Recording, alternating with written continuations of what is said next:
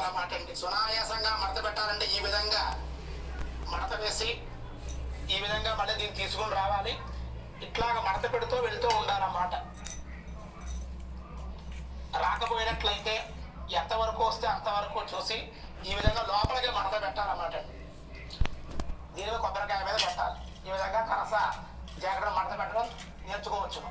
కలసస్య ముఖే విష్ణు కంఠే రుద్ర సమాధృత మూలే తత్ర స్థితో బ్రహ్మ మాధ్యే మాతృగుణాశర ముక్షౌత సాగరాం సర్వే సప్తపి పాప సుందర ఋగ్వేదో యజుర్వేదో సామవేదో అధర్వణ. చక్కగా పొట్టు పెట్టండి, గంధం బొట్టు పెట్టి దాని మీద కుంకుమని అద్దాలండి. అలా కలసేన దివ్యశ్రీ అలంకరణార్థం పుష్పమాల్యాం సమర్పయామి.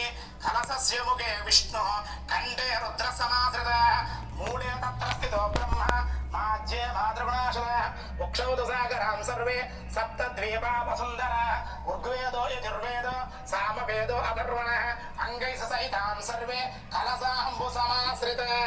ఆ కలసం మీద చక్కగా పుష్పమాలను దివ్యాభరణాలను, మీ దగ్గర ఏమైనా ఆభరణాలు ఉంటే 7 వారాల నగలైనా సరే చక్కగా వరలక్ష్మి వ్రతం రోజు అక్కడ పెట్టుకుని పూజ చేయించుకుని అవి బీరువాలో పెట్టుకుని ధరిస్తే చాలా మంచిది.